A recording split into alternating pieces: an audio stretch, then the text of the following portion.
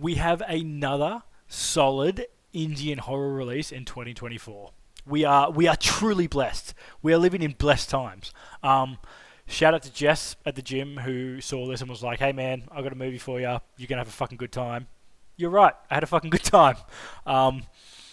In my very limited knowledge of Indian cinema, I've worked out that it tends to be a lot of what I like to call slashies, as in horror slash comedy, drama slash crime, that sort of thing. Shaitaan is like, it's a straight up horror film, right? It is straight up horror. It is written by Amil Kian Khan and Krishnadav Yagnik. It's a straight up horror. Not only is it a horror, it's a home invasion horror, right? Like, don't get me wrong, there are some bits of the film that made me laugh out loud, but that is almost entirely down to how wonderfully sinister the villain, Vanraj, is in this. Like, I don't know what direction director Vikas Bahl gave Madhavan, but god damn is this a sensational acting performance. Like, this is a fucking this is a great villain performance. It's so good. I loved it. He sits somewhere between the Joker, and I don't mean Joaquin Phoenix the Joker, although I do love that Joker. I mean, like, straight up Batman the Animated Series Joker, and Calvin Candy from Django Unchained. Like, he's not really a physically imposing threat. He's just an absolute slimeball who is, like, relishing the torturing of others because he knows he can't be touched. Like, he holds all the cards, he can't be touched, so he's just a real dick about it. That is what Madhavan is laying on thick here, and it's fucking wonderful. Shaitaan starts off following a lovely family: older daughter Javi, younger brother Dhruv, mother Jyoti, and dad Kabir as they head to their holiday farmhouse.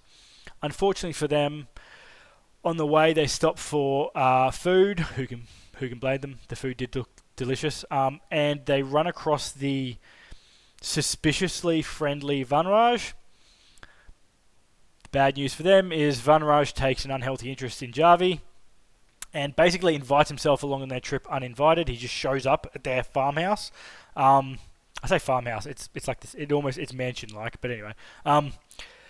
And as Vanraj's brand of, like, black magic roofie takes its toll on Javi, her actions get more and more sinister. And Jyoti and Kabir basically get more and more desperate, trying to stop Vanraj's control over her. It's really good to watch. Like, I was not expecting it to go as hard as it did. The elephant in the room is this is apparently a remake of a film called Vash. I didn't know that going in. I also haven't seen that movie. So if you're here wanting to see someone compare those two, I can't. I have no knowledge of the other film. If it's different to this one, like so far different that I should see it, let me know. But I haven't seen it. I haven't seen that one. That being said, though, just talking about this movie, it's a lot of fun. Like, its biggest strength is definitely the performances by Madhavan as Vanraj and Janki as Javi. Janki has to do this, like, really difficult thing. She has to do a lot of double acting, right? So her actions, she's taking these actions, and her face and her actions are telling you one thing, but you can tell just under the surface she wants to be doing something else, right? Like, I feel like it's all about the eyes. A good, probably the best version of this sort of acting is Jordan Peele's Get Out. Lots of the characters in this have to do it. It is supremely hard to pull off, right? You are basically acting as two roles in one. She nails it. She's a young actor. She absolutely nails this. God damn it, was she magnificent. I would love to see her in more roles, especially these thriller-type roles. She's wonderful. What an amazing actress. The other big performance, I said in the intro, Madhavan he's a fucking loony in this, and I absolutely loved it. The whole movie, he just controls every single scene like a conductor. You think they're going to slide something past him, and he's got an answer for it. It's beautiful to watch. It's a very comical performance, but it is supremely evil, and it ramps up steadily, which I really liked. Too many times in like possession horrors, the supernatural nasty will get into the body of someone and just go like, oh, grab that knife and stab yourself, or grab that gun and shoot your brother, or like it's too straight. It's too straight up. Like they do it too quickly. This doesn't do that. He starts off really quite tame, although wonderfully creative. Like there's some tea leaves and like he starts off really tame, and it just goes up progressions. Like it's quite long, the period of torture that this family goes through, and the whole time he's like laughing and joking and having fun and dancing and even at one point snoozing and just absolutely torturing this poor family. And it's fucking evil. It's brilliantly evil. He's a fantastic character, fantastic performance, and a fantastic character. On the family, this wouldn't work if you didn't love them, right? Like this you would, if you didn't love this family, you just wouldn't give a shit about what happens to them. And when the movie started, they're a bit too lovey-dovey and they're a bit perfect, and I was like, oh my god, this family's going to annoy the shit out of me. Like the edge lord horror guy in me was like, I hate this family. Like they even do this wonderfully 90s sitcom like montage of them like playing pranks on each other and shit. And I wanted to hate them, but I could not. I couldn't. I liked them. I ended up liking them. It just worked for me. And AJ is the dad. You can tell he cares really deeply. And there's this heartbreaking scene where he's at the top of the stairs and Jarvis at the bottom of the stairs, and something happens. I don't want to spoil it, but it's heartbreaking. It really shows the sorrow and despair that this family's going through and how tough the situation is. Even though his inaction at points did piss me off, but that didn't really bother me because Jyothika as the mum, she fucking did the needful, man. She's an absolute badass. She gets in there. There's a scene where she just flips the fuck out. It was awesome. She just goes full Sigourney Weaver and Aliens, like fucking Laurie Strode, starts swinging. I loved it. The younger brother, Daruv, he's great as like a nerdy younger brother Target-like character. It was good. It was all good. I bought into it, and I will say it is nice sometimes to see a wholesome family in horror. Often there's a lot of infighting in horror families, but not in this one, and I actually did enjoy it as much as I had to admit that.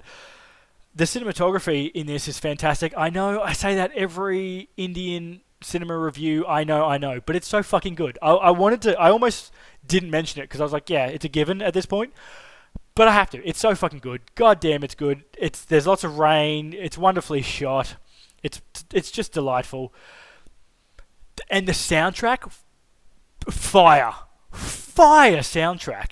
The opening theme sets the mood perfectly for this film. Like, I didn't really do too much research going into this film. I just chucked it on, had my headphones in, and as soon as the opening scene started, it's like this black magic chant. It's quite high energy. I was like, oh yeah, I'm ready. I'm ready to watch a horror film. Like, it is just fire, man. Indian cinema just does not miss with their music. It's so good. It's so good. Now, there are some issues with this film, right, that stopped it from being a masterpiece. And one of them is 3/4 of the way through, just when everything gets ramped up to a point where it is like desperate, it is, holy shit, something major happens. I was like, oh my god, did they just do that?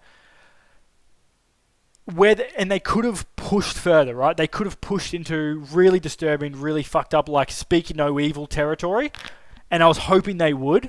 They didn't. They sort of did a U-turn and they pushed the movie into like an action film Temple of Doom almost.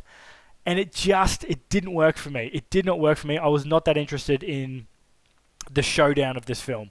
The showdown of this film, Van Raj's character sort of turns into... He goes from this delightfully sinister confident devil character almost into like he almost feels like an overdone D&D villain. Like, the showdown's very like basic, and I just wish that showdown was better. I did not vibe with the actual showdown bit, which is a shame. There are also some visual effects. They're only for a couple of seconds, but they're a bit janky. They didn't really take away too much for me, but I will mention it because I know that pisses some people off. There's some... If you know tech, there's also some plot holes in this. Like, you think of the plot hole... If you want to look for plot holes, you will find them in this movie. It's a fucking film about black magic. I didn't look that hard. I was like, it's magic. There's already magic in this film. You know, like, I wasn't looking that hard for plot holes, but if you are a stickler, you will find them in this movie. That being said, they nailed the last 5 minutes of this movie. I did not expect it to go where it went. It was supremely fucked up. I loved it. I loved the last 5 minutes of this movie. I didn't see it coming. And this movie is supremely worth your time. If you love conversational dinner party horror, this is your type of movie. It's really good for that. If you're looking to dip your toe into Indian cinema too, this is a good... Like, Brahmi Yugam and Tumbad are a bit fantasy and abstract. This is just straight up horror film. It's a good starting point. It's a good starting point if you're a Westerner being like, I don't know, I'm a bit scared about Indian horror. What if I don't like it? This is just a straight up horror. Start off here, move to Brahmi Yugam, move to Tumbad. Like, it's awesome. I recommend watching this if you like single location horrors, Barbarian, The Lighthouse, that sort of thing. If you love conversational dinner party horror, where there's a build-up of pressure and then a release as you try to work out, like, how the fuck they're going to get out of this, The Invitation, The Lodge, that sort of thing, this is, like, if you like working out what the fuck's going on, this is a good one. If you want to see almost the perfect villain audition tape, Madhavan nailed the villain. Let's put him in more horror. I don't give a fuck if it's Indian, if it's Western. I don't care. I want to see him in more horror. God damn, he's a good villain. Like, he'd be a great serial killer. He'd be fucking great. He'd be great. He's just a great villain. He'd be a great horror villain. Chuck him in more shit. I don't recommend watching this if you don't like slow burns. Not for you, man. Not for you. If you don't like subtitles, if you struggle reading subtitles, I know some people do, don't go in on this one. If you're a stickler for plot holes, you'll find them. And if violence against kids is like a bit too much for you to handle, stay away from this one. There's a lot of violence against kids. It's all about a possession of a kid. Okay? You have been warned. All in all, I liked this. I had a great time. Was it Brahmi Yugam or Tumbad? No, it wasn't. Those things they're like 10 out of 10 masterpieces for me. It was fun as shit though. It was so fun. And it has outstanding performances in it. Like, outstanding villain performance, outstanding performance by Janki. It's a good straight up horror film. I really liked it. If you have seen it, let me know what you think. As always, thanks for watching, and I hope to see you again next week for another review. Peace.